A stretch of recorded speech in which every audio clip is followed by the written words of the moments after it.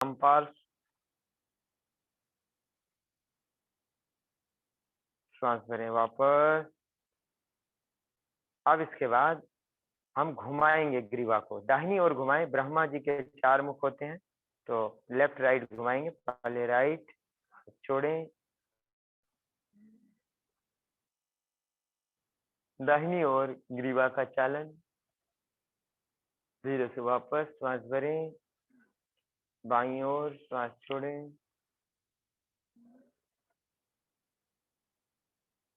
श्वास भरें वापस, श्वास छोड़ें, फिर से दाहिनी ओर,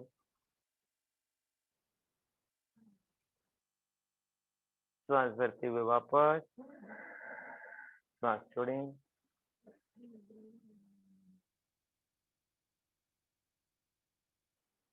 श्वास भरें।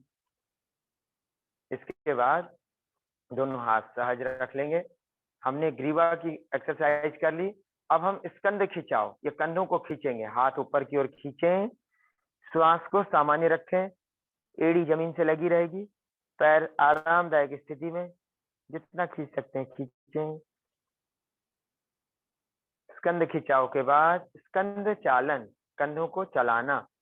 अब इसमें हमें कंधों को कैसे चलाना है? श्वास भरेंगे नीचे से ऊपर की ओर, ये सामने की ओर ले जा करके, और फिर नीचे लाएंगे, श्वास छोड़ेंगे, भरें,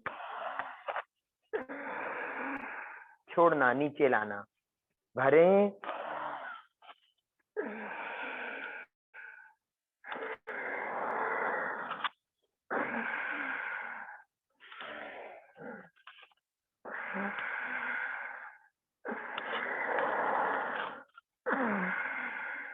विपरीत क्रम से एंटी क्लॉकवाइज, भरें, पीछे की ओर से ऊपर उठाएं, सामने से नीचे,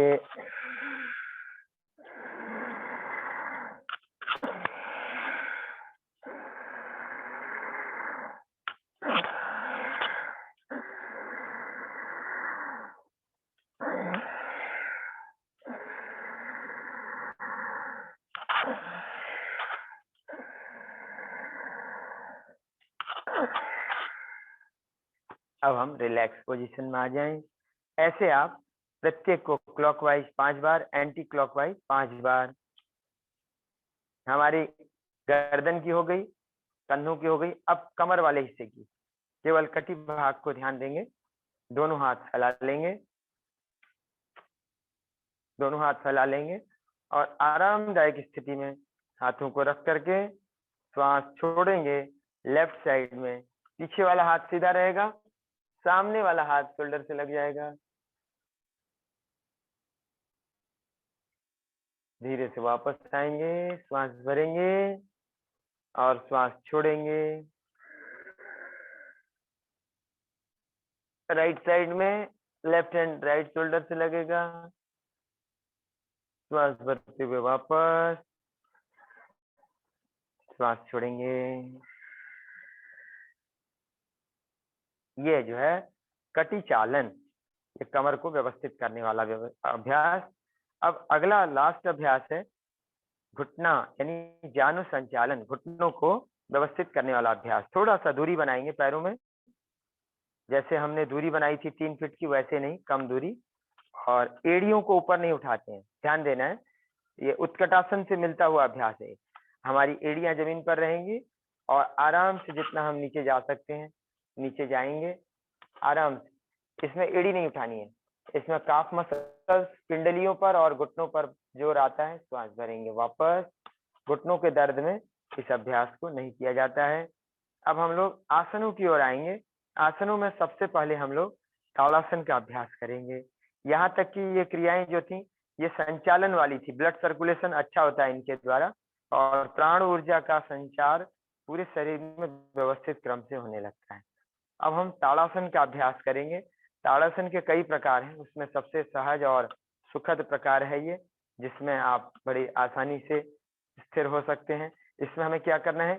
श्वास भरते हुए दोनों हाथ ऊपर ले जाना है और हाथों को ऊपर की ओर जितना खींच सकते हैं, श्वास के साथ साथ एड़ियों को भी ऊपर उठा लेना है। दोनों हाथ, श्वास और एड़ी तीनों का एक क्रम, व्यवस्थित क्रम चलता रहे। अब सामान्य श्वास रख करके इसमें रुकते हैं, या 5 सेकंड तक आप रोक करके भी रुक सकते हैं। फिर श्वास छोड़ते हुए इसको कहते हैं ताड़ासन। बिल्कुल रिलैक्स पोजीशन में हम लोग आ जाते हैं। ताड़ासन के बाद थोड़ा संतुलन बनाने की आवश्यकता पड़ती है, इसको कहते हैं वृक्षासन। सामने किसी एक बिंदु पर मन को जमा लेते हैं। इसमें एकाग्रता के बिना आप स्थिरता नहीं प्राप्त कर सकते। जब मन एकाग्र हो जाए किसी एक बिंदु पर, तो बाएं पैर को मोड़ा या दाहिने को कोई एक पैर को मोड़ा, घुटना हमेशा ध्यान रखें साइड में पार्श्व भाग में रहे। और कुछ लोग गलत करते हैं, आगे लाते हैं, आगे नहीं लाना है, पार्श्व भाग में लाएं। सामने एक बिंदु पर दृष्टि को जमाते हुए आप फिक्स करें। उसके बाद श्वास भरते हुए दोनों हाथ ऊपर की ओर श्वास भरें और हथेलियों को आपस में सिर के ऊपर सीधा करके जोड़ लेंगे। इसको कहते हैं वृक्षासन। यह हमारा संतुलन वाला अभ्यास है। इससे हमारे पूरे शरीर में संतुलन स्थापित होता है, मांसपेशियां सुदृढ़ होती हैं। विशेष करके पैरों के लिए, पैर की मसल्स को ये मजबूत करने वाला अभ्यास है। धीरे से पैर को वापस ले आएंगे और यही क्रम हम दूसरी ओर से अपनाएंगे। इस बार हम दाहिने पैर को मोड़ते हैं और दाहिने पैर को अर्थात पैर के पंजे को नीचे की ओर, एड़ी को ऊपर की ओर रखकर बाएं पैर के जंघा मूल में, जांघ के मूल में, उरु मूल में लगाकर श्वास भरते हुए दोनों हाथ पार्श्व भाग से ऊपर ले जाएंगे और ऊपर की ओर सीधा खींचेंगे। श्वास को सामान्य रखेंगे। ये ध्यान रखें, खड़े होने वाले आसनों में ये सभी अभ्यास जिन्हें चक्कर आता है उन्हें नहीं करना है, और कुछ अभ्यास गाइडेंस में धीरे धीरे किए जा सकते हैं। ये अभ्यास विशेष रूप से चक्कर आने वाले व्यक्ति न करें तो अच्छा है। धीरे से वापस आते हैं और पैर को सीधा कर लेते हैं। अब कमर में दर्द है तो आगे की ओर नहीं झुकना है, इसको कहते हैं पादहस्तासन। श्वास भरते हुए ये कमर को फ्लेक्सिबल और पेट को हल्का करने के लिए, पैर की नाड़ियों को व्यवस्थित रखने के लिए, घुटनों में दर्द वगैरह नहीं होता इसको करने वाले के। इसको करते हैं, श्वास भरते हैं और श्वास छोड़ते हुए आगे की ओर झुकते हैं। पहले सरल वाला अभ्यास, प्रोटोकॉल में सरल वाला अभ्यास सभी के लिए है। ये इतना ही करें, जिनसे नहीं होता है थोड़ा ऊपर भी रहे, कोई दिक्कत नहीं है। जो ज्यादा झुक सकते हैं ऐसे आराम से हथेलियों को पंजों के अगल बगल रखकर माथा घुटने की सीध में, घुटनों को टाइट रखें, ब्रीदिंग नॉर्मल। इस तरह से श्वास भरते हुए वापस आए और श्वास छोड़ते हुए पार्श्व भाग से हाथ नीचे ले आए। ये हमेशा ध्यान रखें, यदि आपसे आसन मेंटेन नहीं हो रहा है तो आसन को 3 चक्रों में करें। आसन को शुरू में जो नए अभ्यासी हैं बहुत ज्यादा मेंटेन ना करें, क्योंकि कॉमन योग प्रोटोकॉल में भी ड्यूरेशन बहुत कम है, बहुत ज्यादा नहीं है। सामान्य क्रम जो है वो ऐसा ही होता है। बाद में जब हमारा अभ्यास अच्छे से सध जावे तब हम इसको लंबे समय तक कर सकते हैं। अब हम लोग करेंगे उत्कट आसन, अरे अर्ध चक्रासन। अर्ध चक्रासन के लिए भी पैरों में थोड़ी सी दूरी बना लेते हैं, जैसे ये दूरी बनी है हम पार्श्व भाग से दिखा दें और कमर को आगे की ओर धक्का देना है। चक्कर जिन्हें आता है उन्हें नहीं करना है, जिनका ब्लड प्रेशर बढ़ा हो ऐसे लोग भी न करें, सावधानी से करना है। ये कमर के लिए बहुत अच्छा अभ्यास है। श्वास भरेंगे, गर्दन को ढीला रखना है, गर्दन में दबाव नहीं होगा, कमर को केवल तानिए। श्वास की क्रिया चलती रहेगी, जैसे आप श्वास लेते हैं लेते रहेंगे। केवल कमर को हम आगे की ओर तानते हैं और गर्दन को पीछे की ओर ढीला रखते हैं, सिर को। गर्दन में जरा सा भी तनाव ना आवे। ऐसे आप प्रत्येक अभ्यास को 2 बार 3 बार कर सकते हैं। अब अगला अभ्यास जो खड़े होकर किए जाने वाले क्रम में है, इसको कहते हैं त्रिकोण आसन। त्रिकोण आसन माने ट्रायंगल पोज। ये 3 कोण इसमें बनेंगे। ये भी आपके पैरों के लिए विशेष है। पैरों में खिंचाव आएगा, एड़ी पंजा समान अंतर पर दूरी बना लें और कमर को भी व्यवस्थित करता है ये अभ्यास। श्वास भरें, दोनों हाथ शोल्डर लेवल में ऐसे फैला लें और हमेशा ध्यान रखिए त्रिकोण आसन की कई पोज हैं, उसमें ये कॉमन योग प्रोटोकॉल के अनुसार जो है वही बता रहे हैं। लेफ्ट हैंड को लेफ्ट फीट के पास माने बाएं पंजे के पैर के पंजे के पास रखकर राइट हैंड को सीधा ऊपर अंगूठे पर देखेंगे। नेत्रों को अंगूठे पर कंधे की सीध में देखने का प्रयास करेंगे। इस अभ्यास से उदर को व्यवस्थित रख सकते हैं, कमर में फ्लेक्सिबिलिटी आती है, हमारे जोड़ों में दर्द नहीं होता, कमर के, घुटनों के और लगभग सभी जोड़ों में, पेट, पीठ और हमारे पैर इससे व्यवस्थित रहते हैं। श्वास भरे वापस आए, श्वास छोड़ें, दूसरी साइड में जाएं। रक्तचाप बहुत ज्यादा बढ़ा है तो ऐसे लोग भी ना करें, सामान्य से थोड़ा अधिक है तो धीरे धीरे कर सकते हैं। सावधानी पूर्वक किसी भी अभ्यास को स्थिरता से करना चाहिए, स्थिर सुखमासनम की भांति।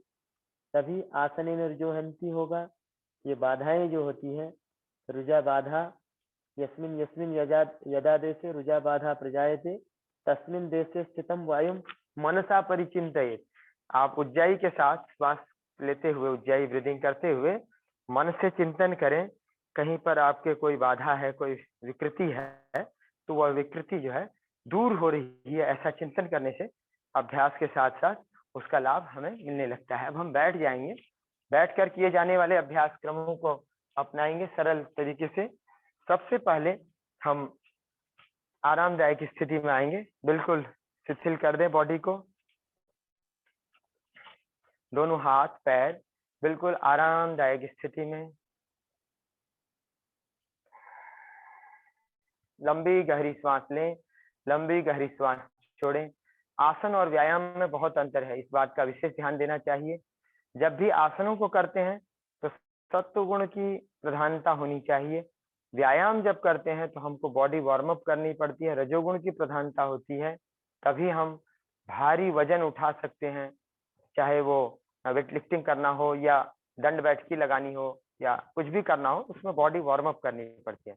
लेकिन आसनों को करने के लिए हमें बॉडी को कूल डाउन करना पड़ता है, शिथिल करना पड़ता है, तनाव मुक्त करना पड़ता है, स्थिर करना पड़ता है। जैसा पतंजलि कहते हैं, स्थिर सुख आसनम कुर्यात् तदासनम स्थैर्यम आरोग्यम चांगलाघवम। आसनों को करने से क्या होता है? स्थिरता आती है, जैसा पतंजलि ने बताया, स्थिर सुखम आसनम, और आरोग्यम, सब रोगों का नाश होता है, अंग लाघवम, शरीर हल्का होता है। ऐसे जो है सीधा दंडासन में कर लें। ये दंडासन की स्थिति में बैठ करके हम लोग भद्रासन को अपनाएंगे। भद्रासन के लिए बताया गया है कि यह सभी करने वाला है। भद्रासनम भवेदित सर्व व्याधि विनाशकम, हठयोग प्रदीपिका, हठ प्रदीपिका, घृण संहिता, जितने भी ग्रंथ हैं लगभग सभी ग्रंथों में भद्रासन का वर्णन है। और इसको 4 विशिष्ट आसनों के अंतर्गत रखा गया, सिद्धम, पद्मम तथा सिंहम, भद्रम चेपि चतुष्टयम, श्रेष्ठम तत्रापि सुखे तिष्ठेन सिद्धासने सदा। 4 आसनों को श्रेष्ठ बताया और उसमें भी सिद्धासन को सर्वश्रेष्ठ बताया है।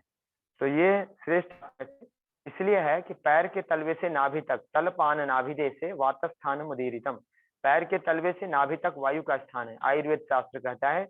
और वायु को व्यवस्थित करने के लिए हम इस अभ्यास को करते हैं। देखिए, ध्यान दीजिए हमेशा कि जब भी मन की चंचलता को कम करना हो तो पालथी मार के बैठना चाहिए, पद्मासन लगा के बैठना चाहिए, सिद्धासन लगा के बैठना चाहिए, या वज्रासन में बैठें या भद्रासन में बैठे। ऐसे कोई भी एक आसन जिससे फुटलॉक हो, पदबंध क्रिया हो उसके साथ में।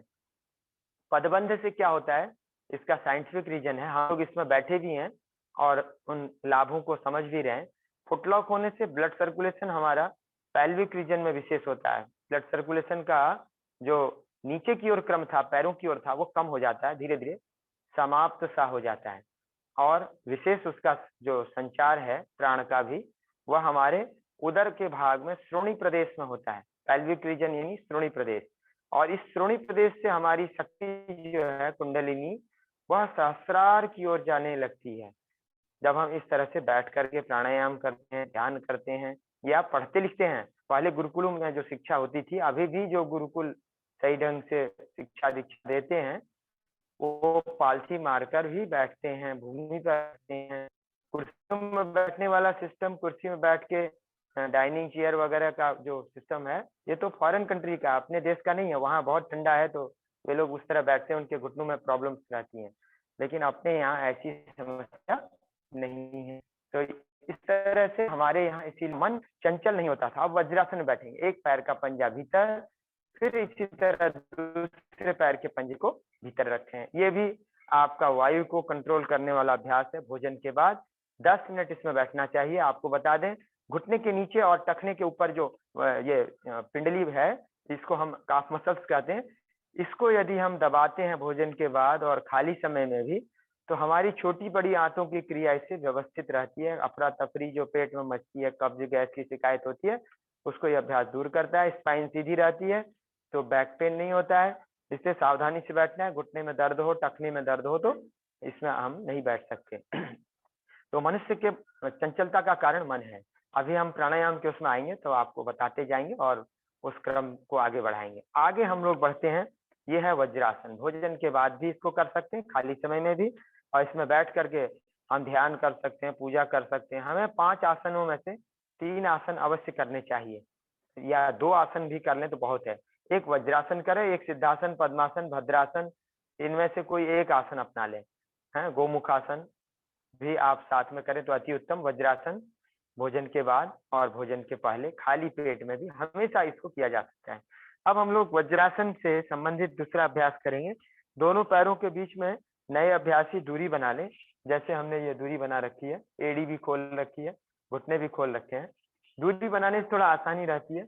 नए अभ्यासियों को हाथ कमर में लगाकर श्वास भरते हुए पीछे की ओर ले जाना है। ये ध्यान रखना है कि कब जिनके भी चक्कर आता हो, इस तरह के अभ्यास नहीं करेंगे जो संतुलन जिसमें विशेष बनाना पड़ता है। श्वास भरते हुए अंतिम स्थिति में श्वास सामान्य, कमर आगे की ओर, गर्दन पीछे की ओर,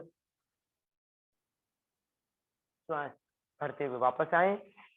यदि संभव है तो उष्ट्रासन करें, नहीं संभव है तो कमर में हाथ लगाकर अर्ध उष्ट्रासन। इससे हमारे फेफड़े सक्रिय रहते हैं। जो महामारी का दौर है, इसमें भी हम इस अभ्यास से लाभ ले सकते हैं। हमारे जो ऑक्सीजन वगैरह की कमी हो जाती है शरीर में, उस कमी को यह अभ्यास दूर कर देता है।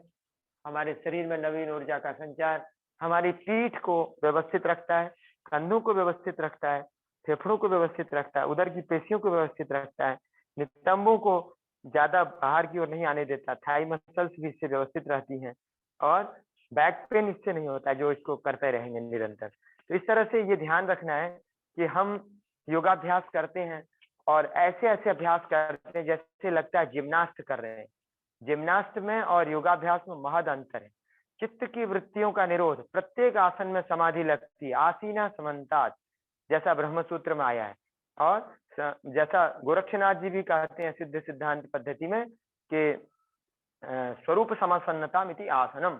जब अपने आप में आप समाहित हो जाएं, अपने स्वरूप में प्रतिष्ठित हो जाएं, तदा दृष्टु स्वरूप अवस्थानम, हर एक आसन को करते समय तब उसे योगासन कहेंगे, नहीं तो वो जिम्नास्ट हो जाता है।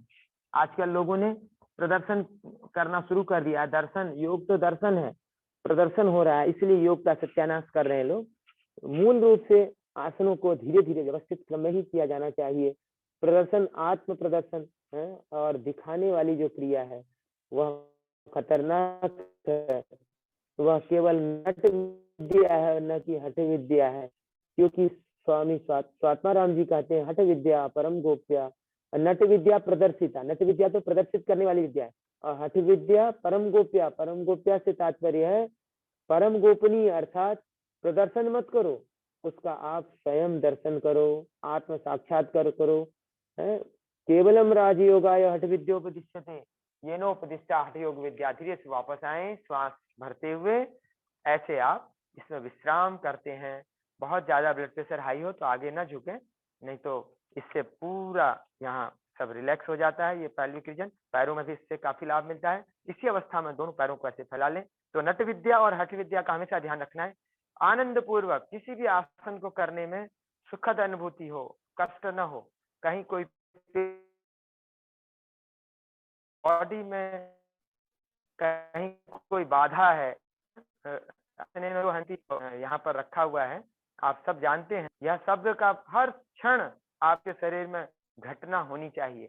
सब बाधाएं मिट जाएं। कभी यहाँ बाधा होती है, कभी यहाँ बाधा होती है, कभी यहाँ होती है, कभी यहाँ होती है, कभी मस्तिष्क में होती है, कभी माइग्रेन में होती है, कभी नासिका में साइनस के रूप में होती है, कभी बैक पेन के रूप में होती है, तो ये सारी बाधाएं मिट जाती है। कभी हाथ में भी पेन होने लगता है, तो यस्मिन यस्मिन यदा देशे रुजा बाधा प्रजायते तस्मिन देशे स्थितम वायुम मनसा परिचिन्ते। श्वास छोड़ते हुए 1 बाय 1 एक एक करके हथेलियों को कंधों के पास ले जाएं। बाएं हाथ की हथेली दाहिने कंधे में और दाहिने हाथ की हथेली को बाम कंध में लगाकर जितना हो सके वक्षस्थल को तानिए, श्वास को सामान्य रखिए।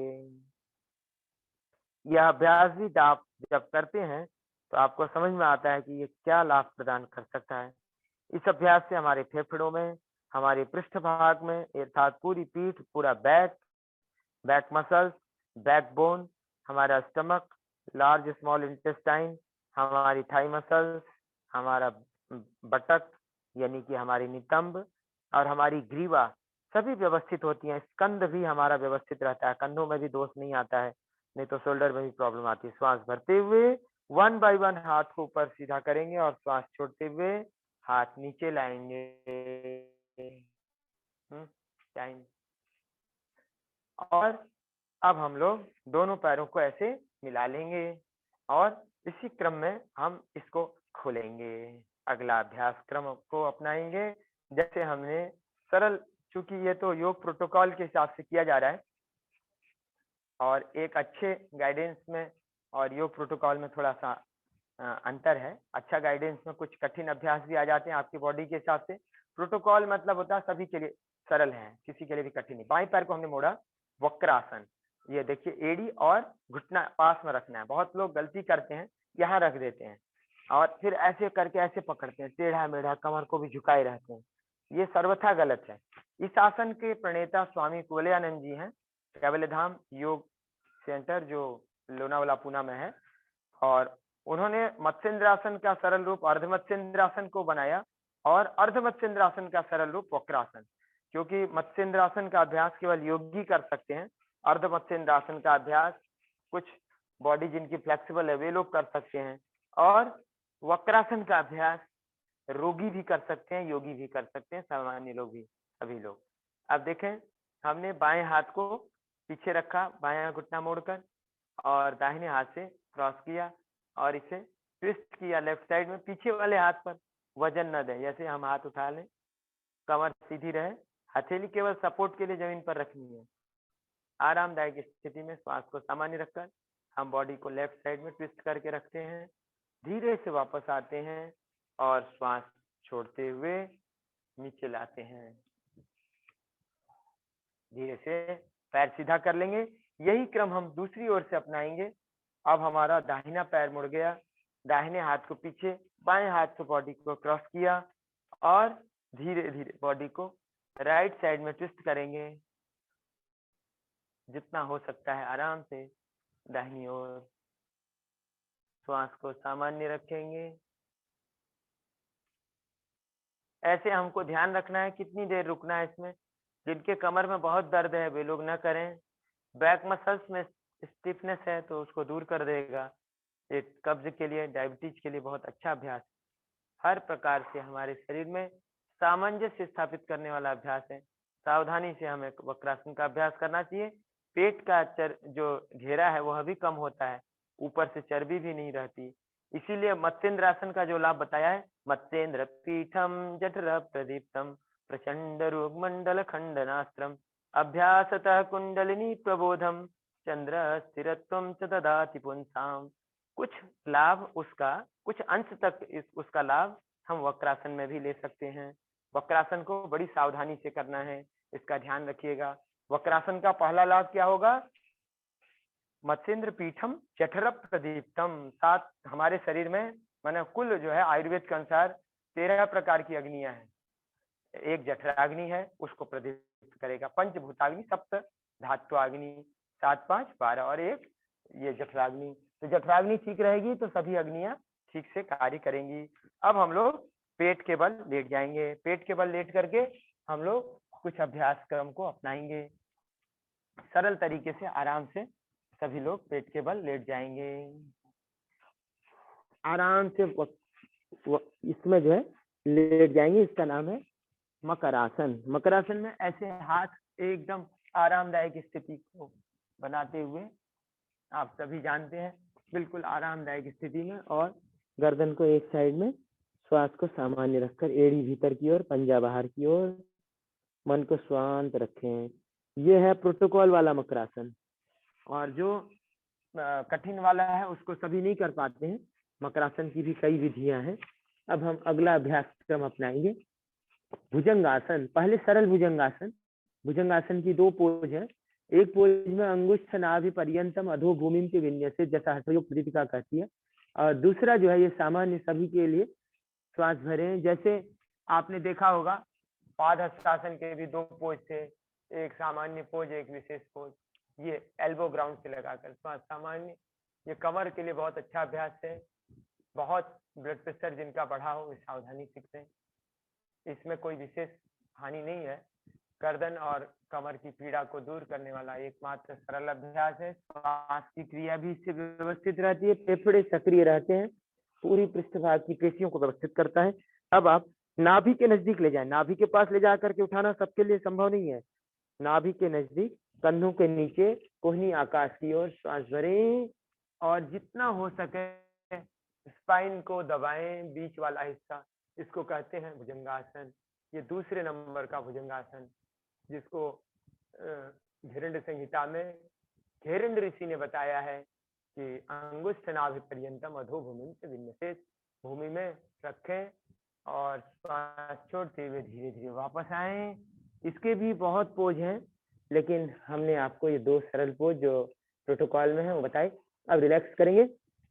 इसका लाभ जो बताया गया है, जागृति भुजगी देवी भुजंगासन साधना।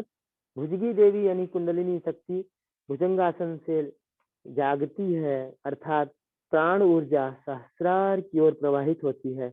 आजकल लोग मुख्य लाभ को भूलकर गौण लाभ में ही सीमित हो गए हैं। आजकल योगासनों को शरीर तक सीमित कर रखा है। योगासनों का उद्देश्य है मन को शांत करके, चित्त को अंतर्मुखी बना करके समाधि लगाना, अपनी आत्मा में प्रतिष्ठित होना। योग का पहला अंग है यम, दूसरा नियम, तीसरा आसन, चौथा प्राणायाम, पांचवा प्रत्याहार। ये 5 अंग जो है बहिरंग कहलाते हैं। इसके आगे त्रयम अंतरंगम पूर्वेभ्य, धारणा, ध्यान और समाधि। ये जो है हमारे अंतरंग हैं। तो अंतरंग को प्राप्त करने के लिए बहिरंग को व्यवस्थित क्रम में अपनाना चाहिए। अब अगला अभ्यास क्रम ध्यान देंगे। हम समग्र योग को लेकर चलेंगे। केवल हठ योग से काम नहीं चलेगा, केवल राजयोग से भी काम नहीं चलेगा। इसलिए दोनों योगों को, राजयोग मजानंत केवलम हठ कर्मिणः एतान अभ्यासिनो मन्ये प्रयास फल वर्जितान। श्वास भरते हुए दोनों हाथ नीचे, मुट्ठियों को बंद करें और पैरों को ऊपर उठाएं, श्वास सामान्य। इसको कहते हैं शलभासन। कहते हैं हठ योग का अभ्यास जो करते हैं लेकिन राजयोग को नहीं जानते, अर्थात समाधि लाभ नहीं लेना चाहते हैं, ऐसे अभ्यासियों का प्रयास फल रहित है। इसलिए क्या करना चाहिए? हठ योग का अभ्यास केवलम राजयोगाय। तो आत्मा राम जी भी कह रहे हैं केवलम राजयोगाय। इसलिए जो है, तो फिर कहते हैं जब तक आपका राजयोग ठीक से न सिद्ध हो जाए, समाधि न लग जाए, तब तक हठ विद्या का अभ्यास करें, अन्यथा प्रयास फल वर्जितान, सब व्यर्थ चला जाता है। एतान अभ्यासिनो मन्ये प्रयास फल वर्जितान। जो राजयोग को नहीं जानते, राजयोग समाधि लाभ नहीं लेना चाहते, और केवल वे लोग, पीठ के बल आ जाए बाएं करवट से, वे लोग केवल प्रयास करते हैं, खूब कमर शरीर को तोड़ मरोड़ कर रहे हैं। जैसे शंकराचार्य जी ने बताया, उदर निमित्तम बहुकृत वेशः। ये सब नट लोग जो हैं, ये सब केवल वेश धारण, जैसे बरसाती मेढक होता है, इनको धनार्जन का अवसर न मिले, इसमें केवल निःशुल्क ही बना रहे, इससे आजीविका न मिले, तो ये सब छोड़ करके फिर से भोगों में रमण करने लगते हैं। इस तरह के नटों का जो योग है वह योग नहीं है, वह तो सामान्य रूप से शरीर को तोड़ मरोड़ करने वाली क्रिया है। वह जिम्नास्ट है एक तरह से, वह खेल है एक तरह से, उसको योग में शामिल नहीं होना चाहिए। योग तो स्थिरता को प्रदान करता है। अब हम अगला अभ्यास क्रम अपनाएंगे श्वास के क्रम के साथ। दोनों पैरों को 30, 60, 90, पहले उत्तान पादासन 30 डिग्री, श्वास को सामान्य रखेंगे और इसी अवस्था में स्थिरता से रुकेंगे। कमर के दर्द में इस अभ्यास को करना कठिन होता है। जब हमारी नाभि ठीक रहती है, हमारा पेल्विक रीजन ठीक रहता है, तब हम इसको आराम से कर लेते हैं। ये हमारे श्रोणि प्रदेश को व्यवस्थित करने वाला सुगम अभ्यास है। इससे रक्त संचार भी अच्छा होता है, पाचन क्रिया भी बहुत अच्छी होती है। दूसरा अभ्यास 90 डिग्री तक 30, 60 धीरे धीरे उठाना है, स्थिरता से उठाना है, प्रसन्नता से करना है अभ्यास को, आनंद पूर्वक करना है। योग में कंपटीशन नहीं करना है, ये ध्यान रखना है। योग तभी कहलाएगा जब आप प्रतिस्पर्धा से मुक्त रहेंगे, नहीं तो मन आपका, चित्त आपका अंतर्मुखी नहीं होगा। केवल बहिर्मुख भाव से, संकुचित भाव से देहाध्यास में प्रतिष्ठित होंगे, क्योंकि देह अनित्य है, देही नित्य है। और देही के साथ अर्थात आत्मा के साथ जुड़ने पर ही योग होता है। यदि हम अनात्मा से जुड़ेंगे, शरीर से जुड़ेंगे, तो वियोग हो जाएगा, अर्थात सारे रोग उत्पन्न होंगे। भगवान से नित्य योग नहीं होगा। इसलिए भगवान कहते हैं, क्या कहते हैं, युक्त इत्युच्यते योगी, नित्य युक्ताम उपासते, नित्य युक्त होकर के उनकी उपासना करो। वो कहाँ बैठा है प्रभु? वह परमात्मा हृदय से अर्जुन तिष्ठति, सबके हृदय में बैठा हुआ है। और वह परमात्मा कौन है? अहम आत्मा। भगवान कह रहे हैं, हे अर्जुन, मैं तुम्हारी आत्मा हूँ, मैं तुम्हारी आत्मा में बैठा हुआ परमात्मा हूँ। इसीलिए जितात्मनः प्रशांतस्य परमात्मा समाहिता, जितात्मा बनो, तब परमात्मा प्रकट होगा, अन्यथा नहीं प्रकट होगा। ऐसे आप घुटनों को मोड़ें, टखनों को पकड़ें और धीरे धीरे श्वास भरते हुए कमर को ऊपर की ओर ताने। सेतु बंधासन या कंधरासन, ये कमर को व्यवस्थित रखने वाला, कटिशूल को व्यवस्थित रखने वाला अभ्यास है। इसको श्वास के साथ श्वास भरते हुए ऊपर, अंतिम स्थिति में श्वास सामान्य रखकर रुकेंगे। इसमें आराम से रुकना है, फिर धीरे धीरे श्वास छोड़ते हुए धीरे धीरे नीचे आना है, रिलैक्स पोजीशन में आ जाएंगे। तो इसलिए जितात्मा बनना है, अर्थात अपने इंद्रियों को, शरीर को अपने अनुकूल बनाकर उन पर नियंत्रण, इंद्रिय निग्रह करके फिर अपने अंतरात्मा में बैठे हुए परमात्मा को प्रकट करना है। श्वास भरे, पवन मुक्त आसन, श्वास छोड़ेंगे। पवन मुक्त आसन का भी विशिष्ट क्रम है ये। सामान्य क्रम में एक साथ मोड़ लिया जाता है दोनों घुटनों को। श्वास भरते हुए श्वास छोड़ें, घुटनों को मोड़कर, चिन्ह को अर्थात घुटनों को छाती से लगाकर घुटनों के बीच में ठुड्डी को लगा दें। दोनों पंजे नीचे की ओर तने रहेंगे। पवन माने वायु, दूषित वायु। मुक्त माने जो वायु बंधन में पड़ी थी। कुछ लोग समझते हैं कि अपान वायु मुक्त होती है। अपान वायु तो स्थूल है, एक वायु अपान है, दूसरी वायु पूरे शरीर में व्यान वायु, जो प्राण के साथ पूरे शरीर में, पूरे रक्त में दौड़ती है। समान वायु, व्यान वायु, उदान वायु, ये सभी प्रकार की वायु आपकी संतुलित होती है इस अभ्यास से। जहां जहां जो भी बाधा है, जैसा कि इसका आपने देखा लोगो बना हुआ है, यस्मिन ये आसनेन रजोहंती, तो ये जो है आपका रजोगुण को शांत करने वाला क्रम है। इस क्रम से आप अभ्यास करें, व्यतिक्रम न करें, अव्यवस्थित क्रम न करें, सुव्यवस्थित क्रम करें। यही जो है सांख्य योग का मूल उद्देश्य है। क्योंकि सांख्य में, योग में और हठ योग में सामंजस्य स्थापित होना चाहिए। हम यदि केवल बहिर्मुखी रहेंगे तो भी हम पूर्ण नहीं होंगे। अंत में शवासनम, श्रमे जायते शवासनम। शवासन क्यों करें? जब शरीर थक जाए। तो उत्तानम संवद भूमौ शयनम तु शवासनम, शवासनम श्रमहरम चित्त विश्रांति कारकम। चित्त को विश्रांति प्रदान करने के लिए करें, शरीर की थकान को दूर करने के लिए शवासन का अभ्यास करें। हम यहाँ पर बहुत देर नहीं करेंगे, क्योंकि हम थके भी नहीं है और हमें लगता है आप भी नहीं थके होंगे। योगी कभी थकता नहीं है। चरई वही थी। अब हम आराम से बैठ जाएंगे और बैठेंगे भी किसमें? पद्मासन लगाएंगे। एक पाद को दूसरे पैर में और दूसरे पाद को उसके दूसरे पैर में, बाएं को दाहिने में, दाहिने को बाएं में, ऐसे लगाकर आराम से ऐसे जितना हो सके कोशिश करना है एड़ियां हमारी नाभि के पार्श्व भाग में आ जाए। बहुत प्रयास नहीं करना है। प्रायः प्रदर्शन में क्या होता है प्रदर्शन में हम गलती कर देते हैं। और क्या गलती करते हैं कि दिखाने के चक्कर में हम अपनी क्षमता से ज्यादा खींचातानी कर देते हैं और वही खींचातानी हमारे लिए खतरनाक हो जाती है। हमें प्रदर्शन नहीं करना है, हमें दर्शन में रहना है, हमें आनंद में रहना है, हमें सुखद अनुभूति में रहना है। अब हम कपालभाति करेंगे। कपालभाति भी ध्यान रखना है 40 टाइम्स, मैंने 40 स्ट्रोक्स करने हैं। और जो अच्छे अभ्यासी हो जाते हैं वो 120 तक कर सकते हैं 1 मिनट में। आप आराम से करें। आप 1 मिनट में 2 सेकंड न करके आप 1 मिनट में 1 करें, या आप जो है 2 मिनट में 1 करें। आपकी जैसी क्षमता है, अपने क्षमता को ध्यान में रखकर पेट को ढीला रखना है। नाक साफ करने वाली क्रिया निरंतर होगी।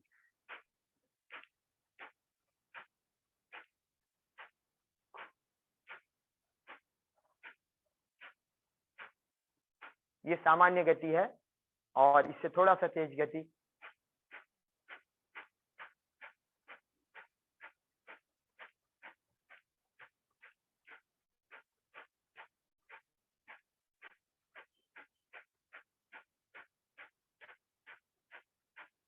ये मध्यम गति है।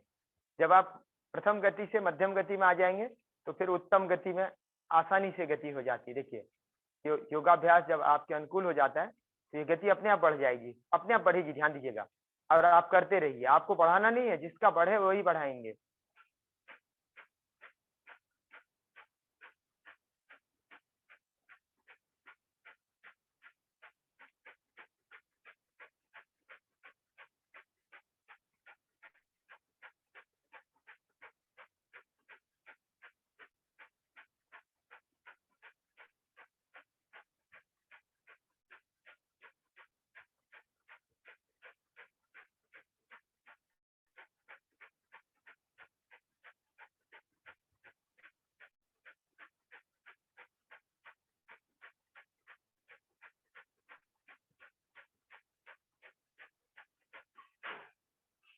ऐसे आप करते हैं।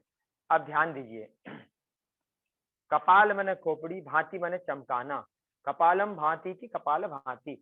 भस्त्रावल्लह कार्यस्य रेच पूर्व संभ्रमौ। कपाल भातिर विख्याता कपदोष विशोषिणी। ये जो है कफ प्रदेश, इसका शोधन करती है, विशोषण करती है। कफ नहीं बनता यहाँ यदि कपाल भांति होती रहे। केवल कफ नहीं, ये हमारे कब्ज को तोड़ती है, इसलिए कफ नहीं बनता है। जिसके पेट में कब्ज होगा, जिसका पाचन ठीक नहीं होगा, जिसका मेटाबॉलिज्म बिगड़ा होगा, उसका कफ दोष हमेशा बना रहेगा, पित्त दोष हमेशा बना रहेगा, वात दोष हमेशा बना रहेगा। इसलिए मेटाबॉलिज्म को ठीक करें। चयापचय क्रिया, मेटाबॉलिज्म, चयापचय क्रिया, पाचन क्रिया, पाचन तंत्र को ठीक करें, हमारा श्वसन तंत्र ठीक होगा। श्वसन और पाचन ठीक होगा, हमारा रक्त परिसंचरण ठीक होगा। श्वसन पाचन रक्त परिसंचरण ठीक होगा, हमारी अंतःस्रावी ग्रंथियां ठीक से कार्य करेंगी, हमारे जोड़ ठीक रहेंगे, स्केलेटल सिस्टम, हड्डियां ठीक रहेंगी, हमारे मस्कुलर सिस्टम, मसल्स ठीक रहेंगी, हमारा nervous system, autonomous nervous system, central nervous system, हमारा ब्रेन फंक्शन, सारा सिस्टम हमारा हमारे अनुकूल होगा। हमारा इम्यूनी सिस्टम भी ठीक हो जाएगा, डाइजेशन। इसलिए इम्प्रूव करना है डाइजेशन को, इम्प्रूव करना है रेस्पिरेशन को, इम्प्रूव करना है सर्कुलेशन को, इम्प्रूव करना है हमारी अंतःस्रावी ग्रंथियों को। सभी क्रियाओं को इम्प्रूव करने वाला ये क्रम हमारा आसन, प्राणायाम, सटकर्म, ये सब अभ्यास है। अब हम लोग अनुलोम विलोम करेंगे। आप लोग बाएं से लेंगे, दाएं से छोड़ेंगे, दाएं से लेंगे और बाएं से छोड़ेंगे। बहुत लोग गलती करते हैं, प्राणायाम करने से पहले प्राणायाम की मुद्रा अवश्य अपनानी चाहिए। देखिए, आप सब जानते हैं, ओम प्राणाय स्वाहा, अपानाय स्वाहा, उदानाय स्वाहा, व्यानाय स्वाहा, समानाय स्वाहा, ऐसे। तो ये प्राणाय स्वाहा, ये प्राणायाम करना है तो आप प्राण मुद्रा लगाएं। इंडेक्स मिडिल को बंद करिए, तर्जनी और मध्यमा को ऐसे बंद कर लें। अंगुष्ठ आपका राइट साइड में, माने दाहिनी ओर, और लेफ्ट साइड में 2 अंगुलियां, अनामिका और कनिष्ठिका। इसको रिंग फिंगर और लिटिल फिंगर को लेफ्ट साइड में रखना है। राइट से पहले आप लेंगे लेफ्ट से, राइट को बंद रखेंगे, लेफ्ट से लें। जितने समय में लेंगे राइट से उसके दूने समय में छोड़ेंगे। नए अभ्यासी समान समय में लें, समान समय में छोड़ें, और अच्छे अभ्यासी थोड़ा समय दूना कर लें। फिर राइट से लेंगे और लेफ्ट से छोड़ेंगे। आपको लेना जितना है उसका दूना छोड़ने का प्रयास करना है। दूना ना हो तो समान रखिए और धीरे धीरे उस समय को आप दूना कर दीजिए। इस तरह से हमको अनुलोम विलोम, जैसा कि इस अनुलोम विलोम को, अनुलोम मन होता है बाएं से लेना दाहिने से छोड़ना, और विलोम मन फिर से आपने जिससे छोड़ा अर्थात दाहिने से छोड़ा लेना दाहिने से और बाएं से छोड़ देना, उल्टा मैंने बाएं से दाहिनी ओर गए फिर दाहिनी ओर से बाईं ओर आ गए, ये एक चक्र हुआ। ऐसे आप 3 से 5 फिर धीरे धीरे 7 फिर 9 फिर आप आगे बढ़ाते जाएं। हैं? आगे जितना भी आप अधिक से अधिक कर सकते हैं, 21 राउंड या और अधिक भी, 1 घंटा तक भी अनुलोम विलोम का अभ्यास करें। इसी अनुलोम विलोम को वशिष्ठ संहिता में बताया गया नाड़ी शोधन। नाड़ी कितनी है? द्वासप्तति सहस्त्राणाम नाड़ी नाम मल शोधनाथ।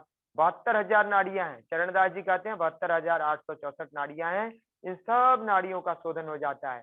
और फिर नाड़ियों का जब मला कुलासु नाड़ीसु मारुतो नैव मध्य का, आप जानते हैं मल से आकुल भरी भी है, आकुल बने भरी भी है नाड़ियां, तो मारुतो नैव मध्य का, वायु फिर मध्य मार्ग अर्थात सुषुम्ना में कैसे दौड़ेगा? इसलिए क्या करे? चलेवाते चलम चित्तम। इन्हीं मलाकुल नाड़ियों के कारण चित्त में चंचलता है। जिसका भी चित्त चंचल है उसके शरीर में मलाकुल है नाड़ियां, वात विकृत है, पित्त विकृत है, कफ विकृत है, उसका डाइजेशन बिगड़ा हुआ है, सारी चीजें बिगड़ी हुई हैं, उसको ठीक कर लें। संपूर्ण स्वास्थ्य में पहले शारीरिक स्वास्थ्य, फिर मानसिक स्वास्थ्य, शरीर और मन ठीक हो गया तो फिर आध्यात्मिक स्वास्थ्य। जब हमारे ये तीनों ठीक हो गए तो हम व्यावहारिक क्रम से भी सामाजिक क्रम से भी व्यवस्थित हो जाते हैं। संपूर्ण स्वास्थ्य हमको मिलता है। इन समग्र स्वास्थ्य, समग्र योग से समग्र स्वास्थ्य की प्राप्ति होती है। इसलिए व्यग्र होकर नहीं, हमें जो है शांत होकर के, प्रशांत होकर के, दिव्यता के साथ, आनंद के साथ, सुखानुभूति पूर्वक अनुलोम विलोम का अभ्यास करना है। और इसी अनुलोम विलोम के क्रम में यदि हमें शीत से संबंधित कोई विकार नहीं है, जैसे कफ से संबंधित कोई विकार होता है, फेफड़ों में जकड़न होती है, गले में भारीपन होता है, सर्दी होती है, शीत ऋतु होती है, उस समय नहीं करना है। बाकी गर्मी में हमारे लिए अच्छा अभ्यास है। शीतली जिह्वा को गोल काक चंचू की तरह करना है और खींचना है, फिर रोकेंगे थोड़ी देर या सामान्य रख करके बाईं ओर से छोड़ देंगे, बिना रोके भी बाईं से छोड़ देंगे।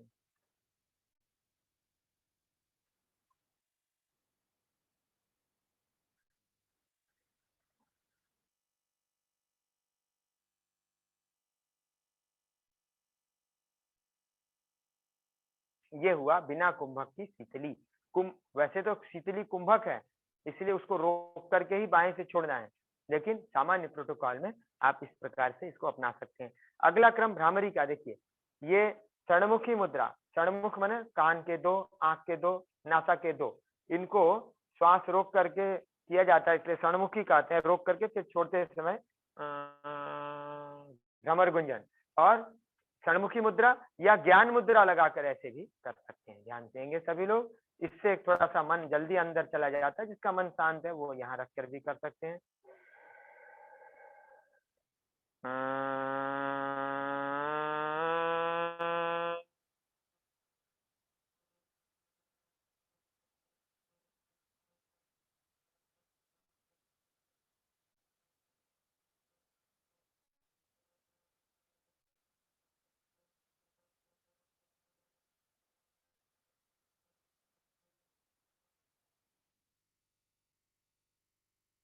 पूरा शरीर शिथिल रखकर स्पाइन को सीधा रखें और मन को मस्तक पटल पर रखें और भ्रामरी का अभ्यास करें।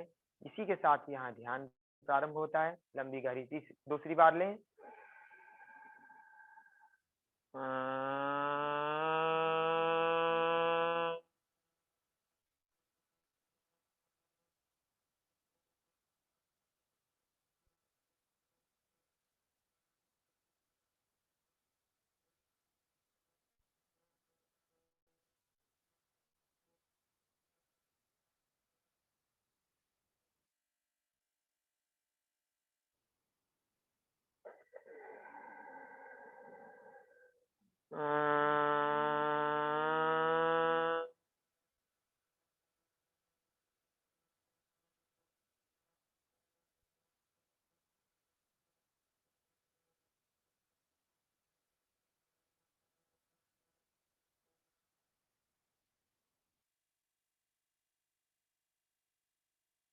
अब हम नेत्रों को बंद रखकर मन को सुषुम्ना मार्ग से सहस्रार की ओर ले जाएंगे। मेरा सारा प्राण सुषुम्ना से सहस्रार की ओर जा रहा है।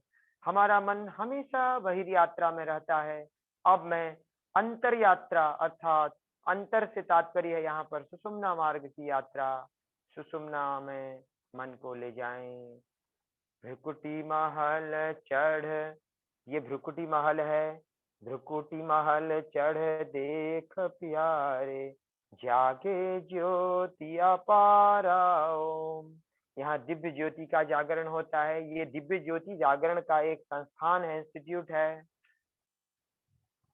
सोहम जपते जपते पहुँचो 10वें द्वारा ओम। हंसः सोहम। ये जो हमारी अजपा गायत्री है, ऐसा जप निरंतर होता रहता है। आप सुषुम्ना मार्ग से 6 चक्रों का पहले शोधन, फिर उसके बाद प्रबोधन, उसका जागरण हो रहा है। सोहम जपते जपते पहुँचो 10वें द्वारा ओम। 10वें द्वार में पहुंचने के लिए कहा। भगवान ने भी कहा नवद्वारे पुरे देहि नैव कुर्वन्न कारयन्, नवद्वाराणि संयम्य सर्वद्वाराणि संयम्य। नवद्वार, 9 द्वारों का संयम करो। 2 आंख के द्वार, 2 नासारंध्र के द्वार, 2 कर्णरंध्र के द्वार और 1 मुख द्वार, यानी ये सप्तर्षि मंडल मुख के पास वाला, और 2 नीचे के द्वार मलमूत्र के द्वार, राहु केतु का प्रतीक। तो इस तरह से इन 9 द्वारों का संयम करके सर्वद्वाराणि संयम्य। फिर कहा संपूर्ण द्वार, हमारे जितने रोमकूप हैं इन सब का भी, संपूर्ण शरीर का, संपूर्ण इंद्रियों का संयम करके भ्रुवोर मध्य प्राणामवेश्य सम्यक, दोनों भ्रुकुटी के बीच में प्राणों को लाओ। और पहले बताया भगवान ने अर्जुन को शुचौ देशे प्रतिष्ठाप्य, पहले पवित्र स्थान पर अपने आसन को स्थिर करो। ऊंचा नीचा नहीं होना चाहिए, सम होना चाहिए। फिर समम काय शिरोग्रीव धारयन अचलम स्थिरः, काया को गर्दन वाला हिस्सा, पीठ का मध्य भाग और कमर वाला हिस्सा 3 भाग से उन्नत करो, उठा के रखो। फिर क्या करना है? तत्रैकाग्रम मनः कृत्वा, नासाग्र दृष्टि में संप्रेक्ष्य नासिकाग्रम स्वम दिशश्चानवलोकयन्, नासाग्र में देखो। और नासाग्र में कैसे देखो? तो 5वें अध्याय के अंतिम श्लोक में बताया स्पर्शान् कृत्वा बहिर्बाह्याश्चक्षुश्चैवान्तरे भ्रुवौ, प्राणापानौ समौ कृत्वा नासाभ्यंतरचारिणौ, प्राणापान की क्रिया को सम करने के लिए वायु के आवागमन पर ध्यान दो। निरंतर जब हम इस क्रिया को करते हैं, शांत हो जाते हैं, अंतसोहम अजपा गायत्री जपते हैं, तो मन संकल्प विकल्प से रहित हो जाता है। जैसा ध्यान में बताया गया है, ध्यानम निर्विषयम मनः, सांख्य कहता है। और भगवान अर्जुन को बताते हैं ध्यायतो विषयान पुंसः, देखो यह विषयों के साथ जब मन जुड़ेगा तो आपका वह ध्यान नहीं होगा। ध्याय तो वह भी ध्यान है, लेकिन वह कैसा ध्यान है? वह विकृत ध्यान है, अर्थात वो ध्यान नहीं है, शास्त्र विरुद्ध है। इसलिए ध्याय विषयों का ध्यान नहीं करना है, विषयों को विकार को मिटाकर निर्विषयी हो जाना है, विषयों में मन को नहीं लगाना। तो आज इस क्रिया को हम लोग इससे आगे नहीं रखेंगे। अभी आप लोग नेत्रों को बंद रखेंगे और हम चूंकि समय का ध्यान देना है, 8 बज गया है, तो हम अब संकल्प करेंगे। क्योंकि हम ध्यान करते हैं, हम आसन करते हैं, प्राणायाम करते हैं, कुछ भी करते हैं, तो हमें हमारा संकल्प रहना चाहिए कि हमें कैसे रहना है, हमारे मन को कैसे रखना है। तो ये योग प्रोटोकॉल में जो ध्यान बना हुआ है, आप लोग कॉमन योग प्रोटोकॉल डाउनलोड कर लीजिएगा, रितेश जी उपलब्ध करा देंगे आपको। अब आप सभी हमारे पीछे बोलेंगे नेत्रों को बंद रखकर, हमें अपने मन को हमेशा संतुलित रखना है, हमें अपने मन को हमेशा संतुलित रखना है। इसमें ही हमारा आत्म विकास समाया है, इसमें ही हमारा आत्म विकास समाया है। मैं स्वयं के प्रति, कुटुंब के प्रति, काम समाज और विश्व के प्रति शांति आनंद और स्वास्थ्य के प्रसार के लिए प्रतिबद्ध हूँ। मैं स्वयं के प्रति, कुटुंब के प्रति, काम समाज और विश्व के प्रति शांति आनंद और स्वास्थ्य के प्रचार के लिए या प्रसार के लिए प्रतिबद्ध हूँ। अब मैं क्या संकल्प लेता हूँ? उस पर ध्यान देंगे। मैं संकल्प लेता हूँ कि सर्वदा अपनी सोच में अर्थात अपने विचारों में संतुलन बनाए रखूंगा। ऐसी मनःस्थिति मेरे उच्चतम आत्म विकास की असीम संभावनाएं प्रदान करती है। पुनः बोलेंगे, मैं संकल्प लेता हूँ कि सर्वदा अपनी सोच में संतुलन बनाए रखूंगा। ऐसी मनःस्थिति मेरे उच्चतम आत्म विकास की असीम संभावनाएं प्रदान करती हैं। मैं अपने कर्तव्य निर्वाह के प्रति, कुटुंब और कार्य के प्रति तथा समाज व समूचे विश्व में शांति, स्वास्थ्य और सौहार्द के प्रचार के लिए कृत संकल्प हूँ। आज हमने यह संकल्प किया। अब हमें निरंतर सभी व्यक्तियों को अच्छी बातें बतानी है, योगाभ्यास कराना है, जैसे रितेश जी कराते हैं, एक दूसरे से जोड़ना है। अब समापन विधि को अपनाएंगे और भावना करें, ओम पूर्णमदः पूर्णमिदं पूर्णात् पूर्णमुदच्यते पूर्णस्य पूर्णमादाय पूर्णमेवावशिष्यते। अतः पूर्णम, परमात्मा पूर्ण, इदम पूर्णम, मैं भी पूर्ण। उस परमात्मा में से निकला हुआ अंश मैं, उसके बाद भी वह पूर्ण, यह भी पूर्ण, जो बचा वह भी पूर्ण, जो निकला वह भी पूर्ण। ओम सर्वे भवन्तु सुखिनः, सब सुखी हो गए। सर्वे संतु निरामया, सब निरोगी हो गए। सर्वे भद्राणि पश्यन्तु, सब कल्याणमय देखें, सबका कल्याण हो। माँ कश्चित दुख भाग भवे, किसी को भी कष्ट न हो। ओम शांति शांति शांति। सर्वेभ्यो नमः, सभी को नमस्कार। बहुत धन्यवाद, बहुत आभार। इसी के साथ हम यह क्रिया यहीं पूर्ण करते हैं। आज हमारा कॉमन योग प्रोटोकॉल के हिसाब से कम समय में, मैंने 1 घंटे में जितना समय दिया था उसमें 3 मिनट जो थोड़ा आगे बढ़ा था वही 3 मिनट हमने एक्स्ट्रा लिया। आप सबका बहुत धन्यवाद। रितेश जी, आपका विशेष रूप से। पूज्य गुरु जी के माध्यम से जिस तरह से आज यह अद्वितीय योग अभ्यास कराया गया, आप सभी उससे परिचित होंगे, प्रतिदिन अभ्यास करते हैं। लेकिन जो परंपरागत योग की नैपुण्यता, परिपक्वता के साथ जो अभ्यास है उसका आनंद ही अलग है। जैसा कि गुरु जी ने कहा कि उदर निमित्तम बहुकृत वेशः। हाँ, आज जो योग की स्थिति है, योग शिक्षण प्रशिक्षण में जो स्थिति है वह बड़ी ही दयनीय स्थिति है। हाँ, जहाँ उनका निमित्त केवल रह गया है उदर को पोषित करना, उदर हम किस तरह भरे, वहां पर वो किसी भी रूप स्वरूप को धारण करके, अब योग जैसा कि अत्यंत गोपनीय रखने के लिए भगवान शिव ने माता पार्वती से निवेदन भी किया, पर कई बार होता है कि गलत स्थान पर गलत वस्तु चली जाए तो कहीं ना कहीं उसका दुरुपयोग अवश्य ही होता है। वही आज वर्तमान समय में स्थिति है। पर कितना भी वेश धारण कर लें, कितना भी नट विद्या को अवधारित कर ले, वस्तुतः जो योग का तत्व है वह उनमें प्रस्फुरित नहीं हो सकता है। वह परंपरागत जो योगी है उसी में ही शांत चित शाश्वत मुख की जो आभा है उसमें ही चमकेगी, उसमें ही वह तेज प्रस्फुरित हो सकता है। ये तदर्थ आप सभी उस परंपरा से जुड़े, उसका अनुमोदन करें और अपने जीवन को धन्य धन्य बनाएं। और इन तीनों संस्थानों की तरफ से विक्रम विश्वविद्यालय उज्जैन, गोविंद गुरु जनजाति विश्वविद्यालय बांसवाड़ा राजस्थान एवं आसनीन रुजोहंती वाराणसी की तरफ से पूज्य गुरु जी के प्रति बहुत बहुत आभार और सादर प्रणाम निवेदित करते हैं। तने अमूल्य समय को आपने आज के इस साधना क्रम में हम सभी को प्रदान किए, और शास्त्र की जो आपकी जो ज्ञानपूर्ण वह प्रशिक्षण रहा, वह कहीं न कहीं अत्यंत सारगर्भित सरल स्वरूप में रहा।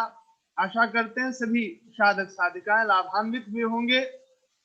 और इस तरह से आज के सत्र में समुपस्थित समस्त साधक वर्ग का भी हम इन तीनों संस्थानों की तरफ से आभार व्यक्त करते हैं। आप सभी के प्रति पुनः पुनः कृतज्ञता का भाव, वास्तविकता से परिपूर्ण जो योग का स्वरूप है उसको जाने, उसको अपनाएं, तभी शाश्वत शांति, शाश्वत निरोग्यता की प्राप्ति हो सकती है।